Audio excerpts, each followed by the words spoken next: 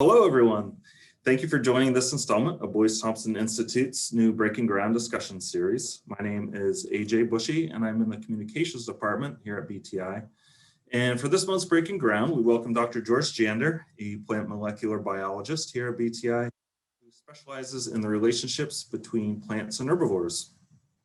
And today we will be talking about some fascinating examples of some plants that have evolved to produce toxic compounds and the animals that have overcome those plants' defenses. So, hi, George. Thank you, Aaron. Before we get going, we have a few housekeeping announcements. During the session, all participants will be muted. And then, so George and I will chat for about a half hour, and then we'll have about a half hour for Q&A. And you can type your questions in the little chat box below, or there's also like a Q&A box. I'm sure everybody's pretty used to Zoom at this point. You know how it works. The other thing that's new for us this time is I've enabled a new live transcript function. So you may be seeing closed captions right now. If you would like to turn those off, there's a button down below that says live transcript with a little CC, a little closed caption CC. If you click on the arrow by that, you can see hide subtitle. And then if you want to, then it'll change to show subtitle if you want to see them later on. So that's a new thing that we have today. And thanks again to everybody for joining us today. We've got about 44 people, it looks like, and the numbers are climbing. So we've got a good audience today. All right, so let's get into it. Georg Jander, welcome. Thank you for doing this for us today. Okay, thank you. And I was hoping we could start. Could you tell us a little bit about yourself and your research? Okay, so I'll share my screen, and since this is a little bit less formal talk, I'd like to start earlier than usual with my introduction. So I spent the first years of my life, as you can tell from the dress code here, in Germany. I started my research training somewhat later in Kansas. So what I'm doing here is honeybee experiments. I'm marking honeybees, and then back here in the background, you can see the window of my bedroom where I have an observation beehive, and then I was counting the bees or watching as they dance to see how they dance and communicate where the food is. And this is also a very nice example of cultural inheritance of scientific methods.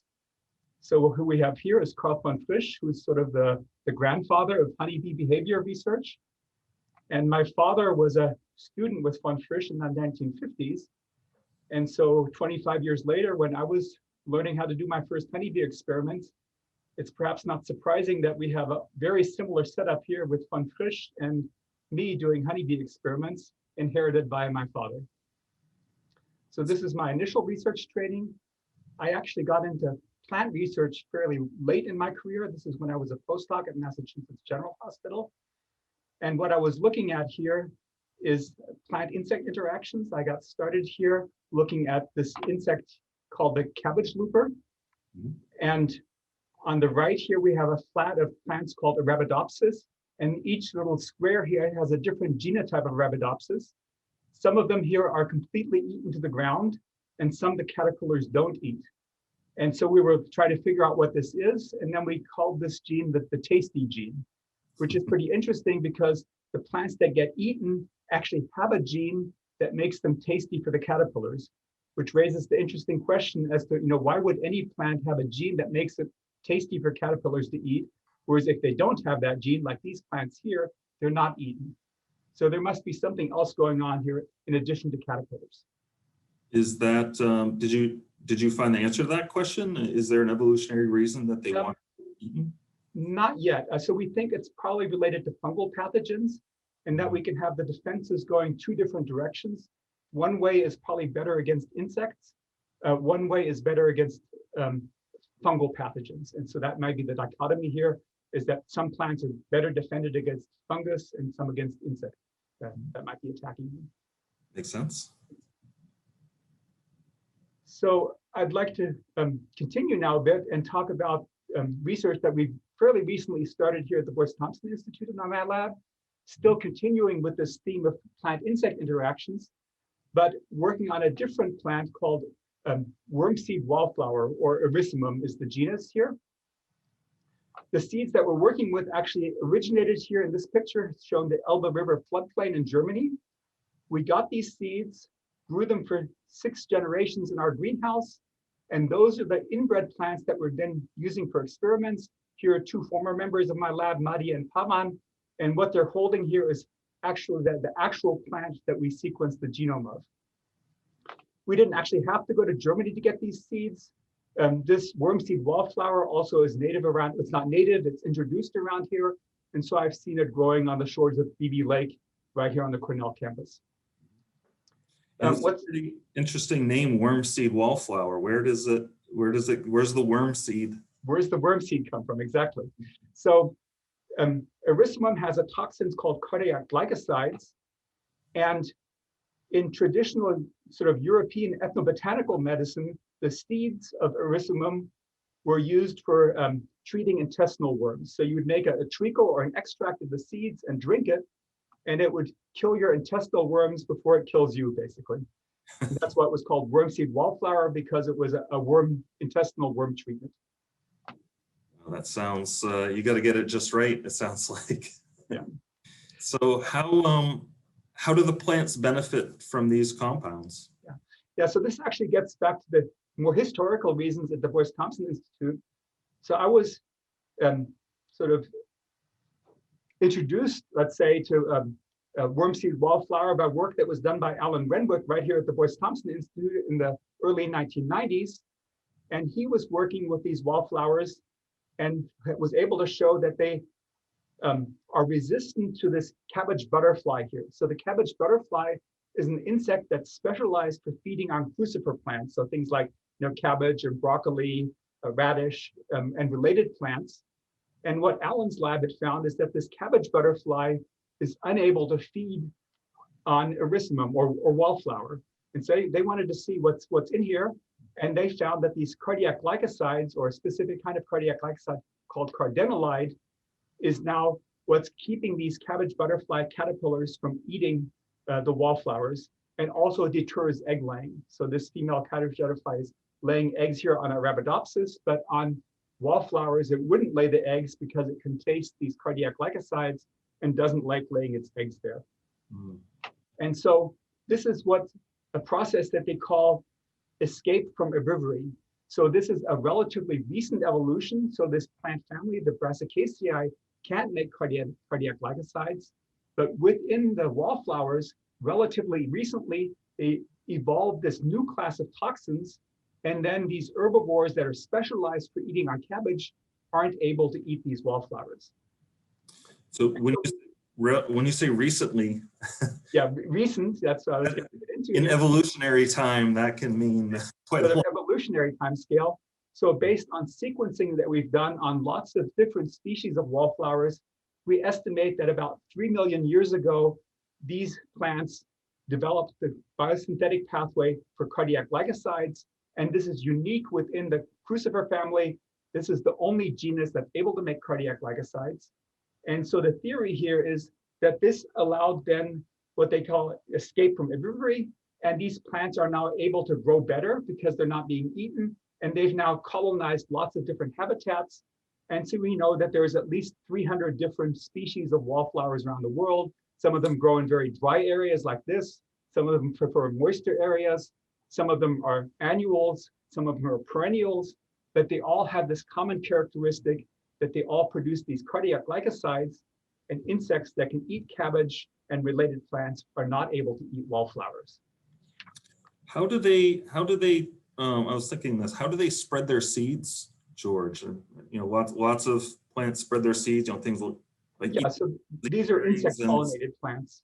And so you can see they have bright, colorful flowers. And so there isn't any cardiac glycosides apparently in the nectar, and lots of different insects will pollinate these plants, and then they can spread their seeds. And they have lots of different pollination syndromes. So some of them are completely self-fertile, some of them are obligate outcrossing, and some of them are actually interfertile between species.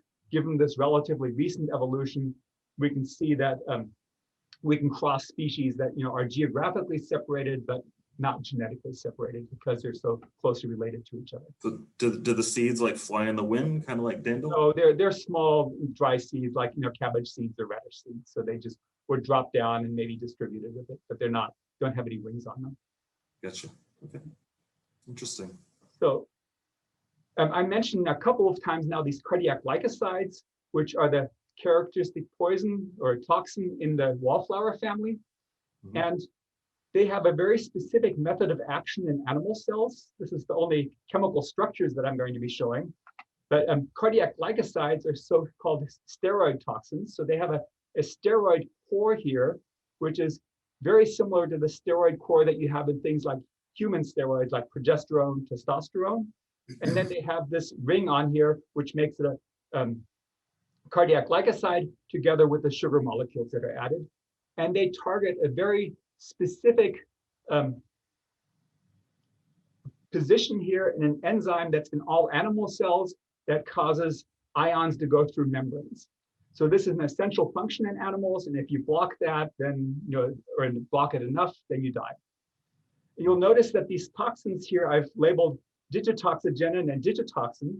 That's because they're named after the foxglove, where the Latin name is digitalis. And so you might wonder, foxglove and wallflowers are not at all related, but they're making these same kinds of toxins. Mm-hmm. And so this is an interesting case of convergent evolution. So foxgloves and wallflowers have a common ancestor that couldn't make cardiac glycosides, but they each independently evolved the same toxin to kill animals that might be eating these plants. And this is, sort of a good idea that's been had before, and it's actually a good idea that's been had many times in the course of evolution. So here I've illustrated 12 different plant families, including, the Brassicaceae, where we have the wallflower, and the Plantagenaceae, where we have the foxglove, but at least 10 other families, individual plants or individual groups of plants evolved the ability to synthesize cardiac glycosides.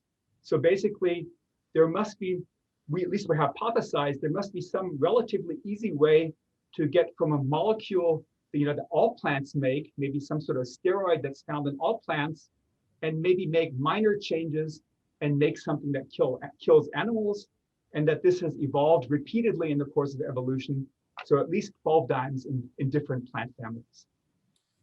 Did they all evolve at around the same time, this pathway, 3 million years ago?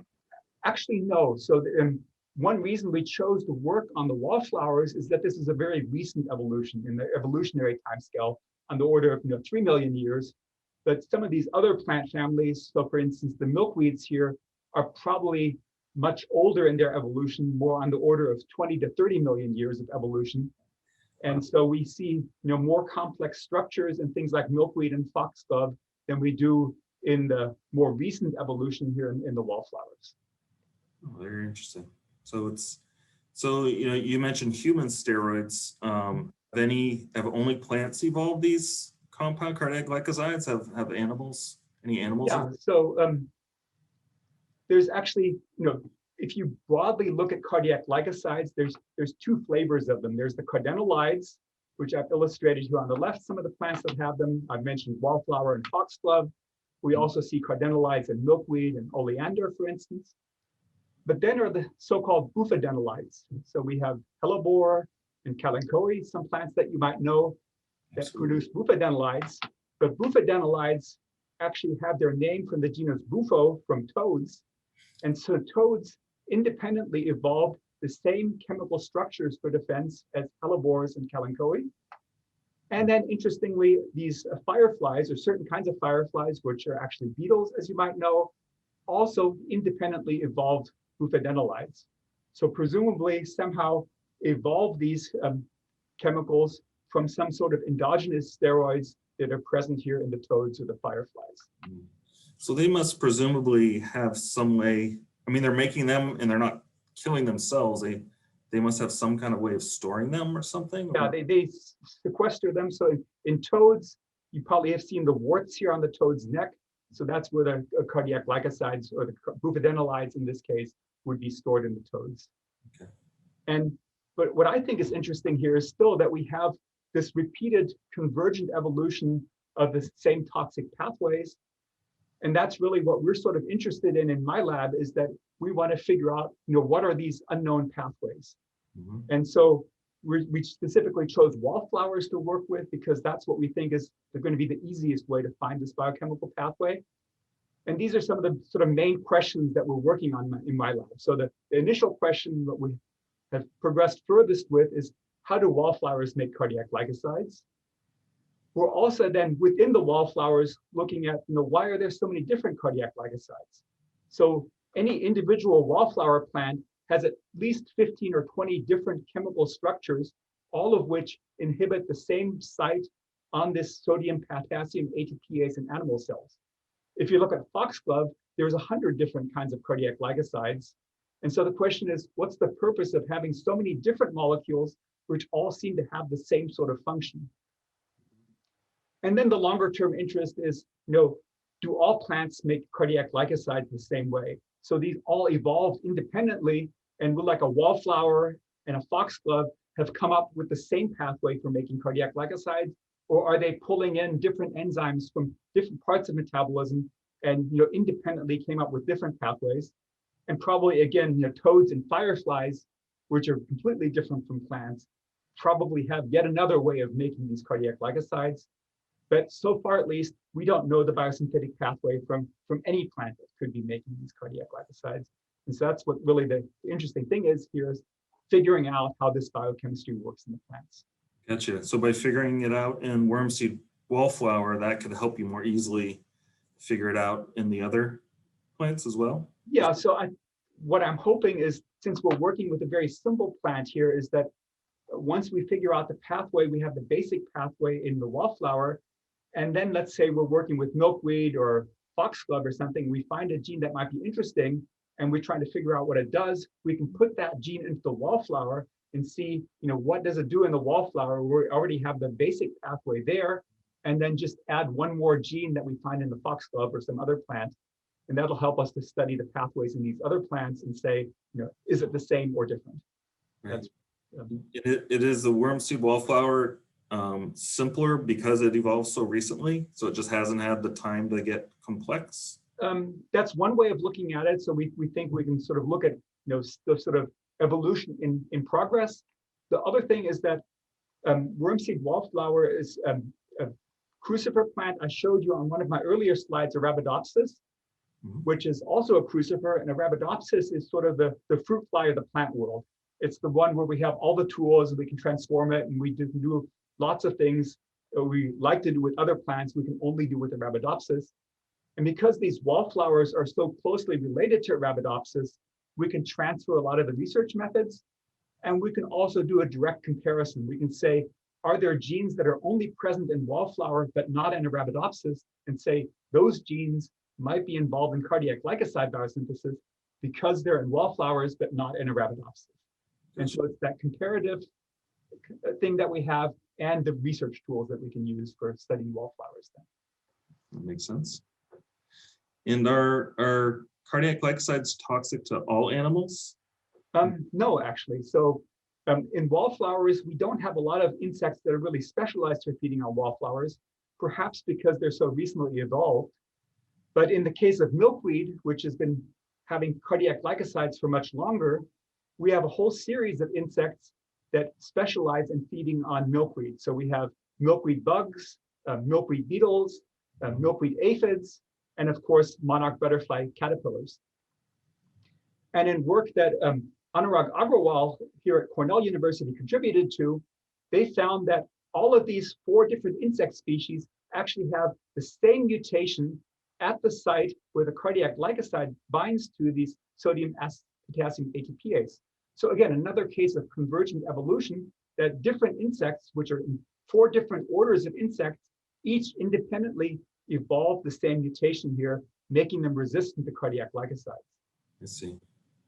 So the potassium can still go through, but the so the enzyme is still functional. It's just not binding these cardiac glycosides, and they're not inhibiting the function. Gotcha. Okay. The other thing that you might notice for all of these insects is they're very brightly colored. And this is a warning now because all of these insects are now containing cardiac glycosides. And it's a warning to, let's say, a bird that might be eating these, saying, I'm toxic and don't eat me. And this is actually the basis of one of the really classic experiments in chemical ecology, showing that this chemical defense actually works. So the monarch butterfly caterpillar is eating the milkweed. The adult monarchs are also containing the cardiac glycosides. This young blue jay was given a monarch butterfly to eat, and then it eats it, and a few minutes later it's vomiting because it's toxic. And it immediately learns from one experience, one bad experience, that it shouldn't be eating monarch butterflies. And so that's how this warning color of the monarch butterflies helps to train birds like this young blue jay to not eat monarchs. And so this is really a classic experiment in chemical ecology, showing that this chemical defense that's acquired by the insect now helps them to defend against predators like this blue jay here. Mm-hmm. Yeah, and I remember hearing there are some other insects that have even evolved to look like the monarch. Yeah, there's the viceroy butterfly, which mimics the monarch butterfly. And then the blue jay would hopefully also then not eat the viceroy butterfly, even though it's not toxic because it doesn't grow on the milkweed. Yeah, very cool stuff. I love these types of evolution stories. Speaking of which, we've talked about insects. Have any vertebrate animals evolved to utilize the cardiac glycosides for defense? So there's a couple of things that have been actually in the news lately. So there are a number of vertebrate animals that have also evolved to use cardiac glycosides for their own protection. This African crested rat was in the news lately for something that's been known for a while, but it uses the bark of what's called the arrow poison tree for obvious reasons. It's been used as arrow poison, but it actually chews up the bark and rubs it on its fur and has special hairs that absorb the sap of this arrow poison tree. And then if the rat is in danger, it sort of spreads its fur apart, as you can see here, and anything that bites into it would then be exposed to the cardiac glycosides. And so this rat is in some ways similar to the skunk that we have around here. It has sort of a coloration that says, don't mess with me. And in this case, it's because it's highly poisonous, because it's actually been eating this, or not eating, but rubbing the sap of this arrow poison tree onto its fur. So it chews it up and then somehow up and then rubs it on its fur with its paws. So it doesn't swallow it, it physically rubs it on there. Wow, that's amazing. Another interesting case here is this tiger keelback snake in Japan, which eats toads and frogs. And in the case of toads, it then takes the buffadenolides from the toads. The toads, as I mentioned, have the buffadenolides stored here in their warts on their neck. This tiger keelback snake actually has a similar structure on its neck and takes the buffadenolides and somehow transfers them from the toads that's eaten to its neck here, so that anything that's trying to bite off the neck of this snake is now exposed to these cardiac glycosides. And interestingly here, another case is a subspecies of tiger keelback snakes in China rather than Japan has evolved to be specialized. Rather than eating amphibians, it eats worms primarily. But this species, in addition to eating worms, also eats firefly larvae. And as I mentioned on an earlier slide, this firefly larva has cardiac glycosides, and those then similarly get stored here in the glands of the snake. Okay, so are these different from, you show the mutation in the insects to be resistant. Does this snake, or do these two snakes have that same mutation, or is it a totally separate mechanism where it just stores them? That's actually not known yet. So that whether the crested rat or the keelback snake, how and why they're resistant to cardiac glycoside hadn't been investigated yet. Okay. One other thing I should actually point out here is that this story here with the toads poison being accumulated in the tiger keelback snake, this was actually research done in part by Frank Schroeder's lab here at the Boyce-Thompson Institute. So they did the mass spectrometry showing that the same buffadenolides that are present in the toads are then present in the snakes that ate those toads. And if you take a snake and don't give it any toads to eat, it doesn't have any poison actually. So it actually needs to eat the toads to get its poison. And interestingly, these snakes, when they have babies, they actually provision the babies with buffadenolides. So the babies are born poisonous from the toads that had been eaten by the mother snake. So Wow. it's basically getting ahead and protecting its offspring with the toxins that the mother snake has consumed. Wow. Yeah. Well, that's nice. We got some shout outs to Alan and Frank today. Alan and Frank, yes. Pretty cool. There's connections here to our institute from historical research. Yeah. We're getting close to time, but I did want to ask you one last thing. You know, we talked about wormseed wallflower being used for people who have intestinal worms, and I've heard of, you know, foxglove and being used as teas. Mhm. Is there, you know, how are these used for other like medical purposes? Yeah, so there's actually a number of different cases where native cultures in different parts of the world have used cardiac glycoside containing plants for medical reasons. So in Europe, the natives were using foxglove. In North America, they used milkweed.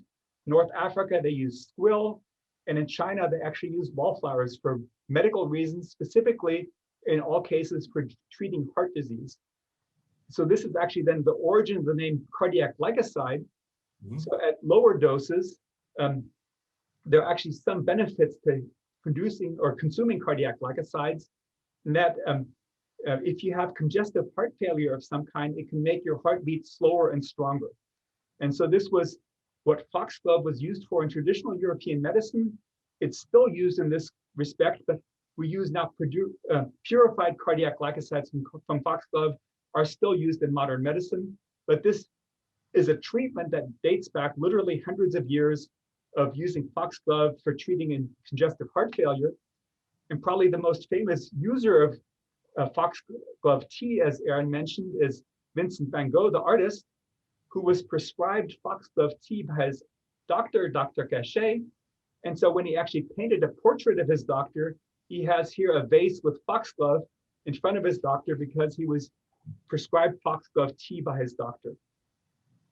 Another interesting sort of corollary here is that cardiac glycosides can also affect your vision. And specifically, they can make you see things a little bit more yellow than they would be otherwise. And it's thought that one reason that some of the paintings by Van Gogh, people have sort of a yellowish tinge to them, maybe because of his consumption of foxglove tea. The cardiac glycosides probably don't have anything to do with the fact that he went crazy and cut off his left ear, as you can see here. And this is actually a self-portrait. So the reason it looks like he cut off his right ear is because he painted the self-portrait looking into a mirror. And so this is his left ear that he cut off, but probably nothing to do with cardiac glycosides. But this clearly here has something to do with cardiac glycosides because his doctor was prescribing foxglove tea and probably not getting the doses quite right. And he got a yellowish tinge to some of his paintings because everything looked yellow. This could be especially hard to get the doses right when you're making tea from a wild plant, right? It's not like getting, you know, 10 milligrams from a pill. It's you have to. So that's all that we wanted to share here. I'm going to stop sharing the slides, and you'll see AJ and me here, and we can answer any questions. I guess AJ, you're going to be reading them. Is that the? Yeah. If anybody has any questions, I don't see any questions yet. Oh, we have one from Sajan Grover. I hope I got your name properly pronounced. Does insect attack enhance the levels of cardiac glycosides in plants? So I guess not much, I guess is the so we've done this with the wallflowers, and we see little or no increase in cardiac glycosides there because it's constitutively there. Anurag Agrawal's lab here at Cornell has done a lot of work with milkweeds, and they see maybe just a tiny amount of increase, maybe a 50% or doubling of cardiac glycoside on a good day. So mostly this is what they call a constitutive defense. It's always there. You know, the plants are always ready to avoid being eaten. Are other toxins, plant toxic defense compounds, do they increase like that? Yeah, I mean, there's lots of ones that are induced defenses. Probably a very nice example that you might know about is nicotine. Oh, yeah. So when a tobacco plant gets a caterpillar chewing on the leaves, there's a signal that goes from the leaves to the roots. The roots make nicotine, and then the nicotine goes back up to the leaves. And so then the leaves are defended with nicotine that's produced by the roots. So there's a systemic signal. And so tobacco farmers actually take advantage of that. So before they're going to be harvesting the tobacco, they sort of mow the leaves or clip the leaves to induce this nicotine production. And so then you have more nicotine in the tobacco as it's being harvested. So they take advantage of this induced defense in the tobacco that would normally be directed against caterpillars that are feeding on it. That's interesting. I wonder, how did they figure that out? Was that something the farmers just learned to do this mowing? Don't know. Maybe they, historical, they know that, it's more addictive and you're more likely to sell your tobacco. Might be one way of looking at it. Right. We have another one from Mina. In China, they use the denine butterfly caterpillar related to the monarch as medicine so that the amount of cardiac glycoside is limited. That's really interesting. That's not really a question, but that's a comment from Mina. Yeah, that's pretty neat. Are there any reports if insects can metabolize the cardiac glycosides in their gut? Yes. So certainly, if you look at monarch butterflies, there are some cardiac glycosides that are in the monarch butterfly that don't have the structure that's in the plant. So the cardiac glycosides are being modified in the monarch butterfly to prior to storage. You see the same thing in these tiger keelback snakes, that the buffadenolides that are in the snakes are not entirely the same as the ones that are in the toad that they're feeding on there. So there might be some additional hydroxylation and other modifications going on. So yes, they can modify these toxins.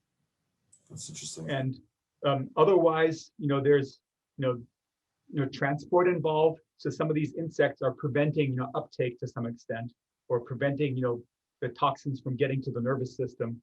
Would be a way of preventing autotoxicity in addition to target site resistance. Is that what monarchs and these other insects do? The milkweed beetles? They store them somehow, or they're just kind of all throughout their tissues? I'm not exactly sure where they're stored in the monarch. So Mina, who's here, might be able to tell us. Okay, let's on to the next one. Is it possible for other species of plants to shut off their, quote, tasty mechanism as a response to a threat, or would it be something that grows with the plant? I'm sure what that last part means. Yeah, so this is, I guess we would just look at this as sort of natural variation within a species. So if you go out in the field, there's going to be a lot of variation within any species of plants. And different niches where these plants are growing might be some cases where it's better to have certain kinds of defenses, and other cases where it's better to have other kinds of defenses. And I think that's why we're seeing variation here in that tasty gene that I mentioned. That sometimes we have this kind of defense, and sometimes we have the other kind of defense, or maybe even over time. Any given year, it's hard to predict which approach might be best, and so there might be a selection for variability in defenses in these plant populations also. It's just more of a population-wide variation is one way of looking at it. Exactly. Gotcha. We have more of a personal question from Olivia. George, how did you get from Germany to Kansas? I guess I was an unwilling traveler, so my parents moved to Kansas. So I guess KLM was the airline, if you want to ask more specific. And were they they were scientists in Kansas? Is that the? Yeah, so they were both, or they are entomologists, and I think they're actually listening in on this call. So I should thank them for providing me early training in scientific research. Hi, George's parents. Here's a question. What genus of Moraceae plants have cardiac glycosides? Unfortunately, Mina, I don't know the answer to that one. That's not something. It's not common in the Moraceae, but I'll send you an email. Another one from Sajan. Are these glycosides also toxic to aphids? Yes, definitely. So they're present in the phloem, or at least some of them are. And so if we put an aphid on a plant, we can see the cardiac glycosides in the aphid. So the aphids are feeding from the phloem and taking up these cardiac glycosides. Mm-hmm. And some of them we can also see coming out the back end of the aphid. So some of them pass through, some of them, seem to be taken up into the tissue of the aphid.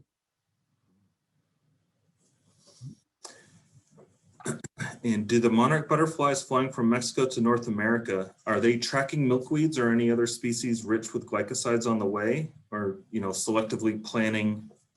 Yeah, so the butterflies themselves, they don't need to feed on milkweeds. Now, any kind of flowers will do, but certainly as they're moving northward, they are looking for plants to lay their eggs on.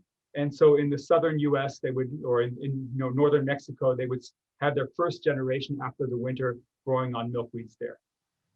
And so there's lots of different species of milkweed in different parts. And then here, further north, the common milkweed is what you're probably most familiar with seeing along roadsides with monarch butterfly caterpillars on it. Mm-hmm. I didn't realize there were a lot of different species of milkweed. I don't know why, I just assumed it was the one. No, there's lots of different milkweeds. Huh. That's pretty interesting. And do they metabolize glycosides for reasons other than self-defense? Not that I know of. No, they do recognize them. It's sort of either cardiac glycosides or other characteristic chemicals in milkweed the butterflies recognize as an oviposition cue here. But otherwise, it's not like they're using them as a carbon source or something like that. It's not like they're a nutritional component as far as we know.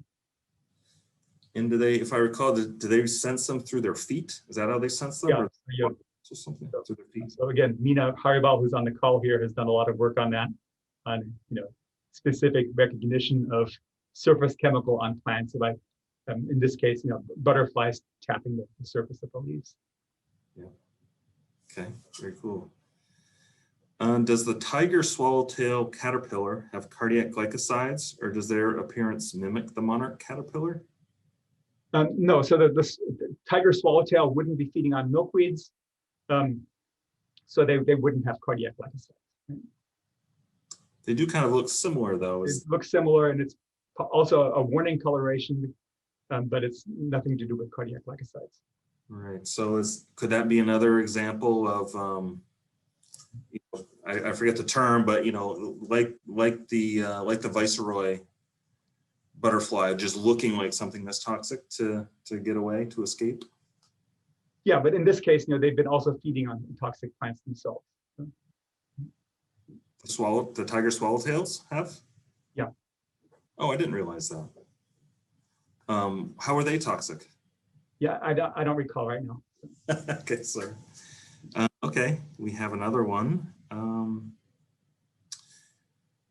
Do you think if a mechanism of antibiosis, which I'm not sure what that is similar for piercing, sucking type, and chewing type insects, especially for cardiac glycosides? I'm not sure exactly what that question means. If you could maybe help us understand the question. Yeah, I think here in this case, it'd be very similar. This is a compound that's taken up by these insects, and it's metabolized or taken up, and then hits the same target, and whether it's an aphid or a caterpillar that's feeding on these plants. So there isn't really much difference going on here. It's toxic in a similar way. Yeah. Okay. Okay. We have one comment. A wallflower means a shy person, which is true. Is that maybe where the term? Yeah, I mean, I think the term probably comes from the fact that these are, small sort of nondescript plants. If you're driving down the highway and see a wallflower by the road, you wouldn't say, wow, right? So that's probably where the name comes from. And then also certainly some of the European species grow on sort of, walls, literally. Oh, like walls of buildings? They're like, block walls. They will be. Okay. They're small weeds growing in disturbed areas. So niches and walls would be stone walls would be something. Yeah. Mm-hmm. Okay, that makes sense. I don't see any more questions in the chat or the Q&A. Does anyone else have any?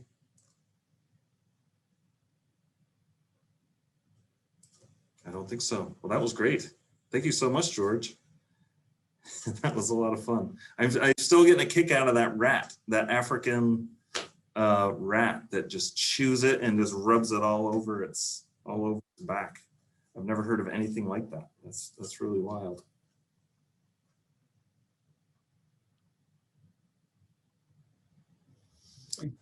Okay, there's a lot of thanks in the chat. So thank you so much, George. And thank you so much for everyone out there, for all the attendees, for taking the time to be with us today and listen to this fun discussion with George. And please join us for BTI's next Breaking Ground discussion series, which will feature an interactive chat with BTI's Magdalena Julkowska on Thursday, February 18, when we'll be talking about her efforts to use tiny computers, cameras, and conveyor belts to help plants beat climate change. So she's doing some really neat stuff with these tiny Raspberry Pi computers, if any of you have heard of those, to take pictures of plants on conveyor belts, and it's all automated, and it's really neat stuff.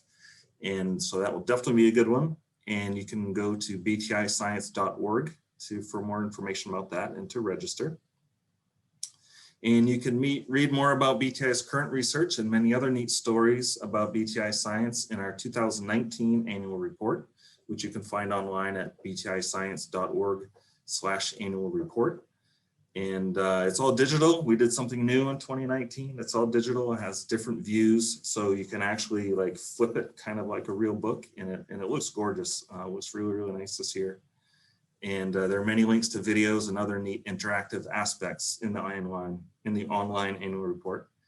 And I just want to thank everybody again. You know, BTI is a nonprofit research institute, and we could not survive you know, without, in parts, thanks to the generosity of community members like you. And if you would like to make a gift to support BTI, you can donate online at btiscience.org/give, or email our development team online at btiscience or at development@btiscience.org. And I will copy and paste all these links in here in the chat for you all. Let's see, all panelists and attendees. That's our main one.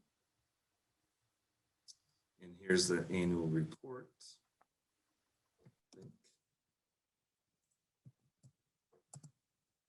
There's that one. And our give page is here. And thank you so much. I want to just really thank everybody again. These are always awesome. We always get great engagement, awesome questions. They're always a blast. I enjoy them every month. So please, I hope you join us again next month and for the months to come. And thanks again to George for being with us today. All right, everybody. I hope you all have a good rest of your day. We'll end it there. Thank you, and bye-bye. Bye-bye.